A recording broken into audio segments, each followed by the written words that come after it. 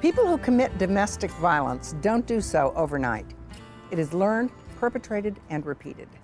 And it seems that relatively little has been done in this country to address it. But Eugene M. Hyman believes that juvenile offenders can be rehabilitated. He's created an unprecedented program of early intervention with counseling, support, and therapy for young people who have acted violently against family members. He has done so without increasing cost to the public, and he has done it all on his own time, in addition to his duties as Superior Court judge. He also worked to change what he saw as an attitude of acceptance by informally addressing the issue at every step of the legal process, involving every participant that a juvenile encounters, from police officers to attorneys to judges to clerks and assistants. The United Nations awarded to Judge Hyman and the Santa Clara County Superior Court the first award to anyone in the U.S.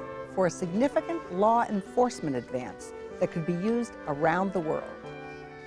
I thought that there needed to be intervention as early as possible to try and change behavior rather than waiting for people to come into the adult system.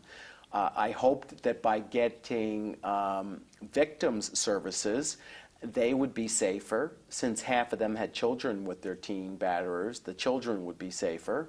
That hopefully if they're young enough and they get intervention assistance, hopefully they would have in the future healthier relationships. With respect to the teen batterer, by having intervention and by developing a program of intervention that was specifically developed for teens, hopefully the intervention would be effective and the teen batterer would not become an adult batterer. Well, now you keep talking about effective intervention. Is there such a thing, and what is it? Well, again, you ask a good question, unfortunately, and we're still developing what is an effective batterers intervention program in terms of changing battering behavior. I think we're more helpful with respect to victims. I think we're able to be helpful to them in terms of what a healthy relationship looks like, allowing them to leave. But the good news is, with respect to the victims, they're easier to help than the perpetrators are. Changing any person who is violent into a non-violent person is extremely difficult. Well, so let's talk about the program that you created, yes, because this does require getting into the mindset of both right, the victims and the right, perpetrators. It does.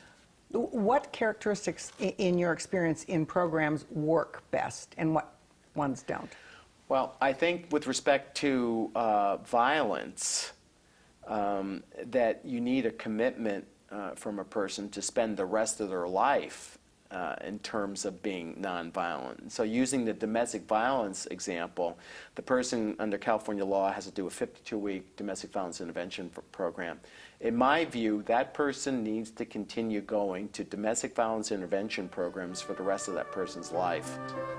If you could say one thing to correct misunderstandings to the world out there about all of this, about the system and juvenile violence, what would you most want people to know and understand about the issues?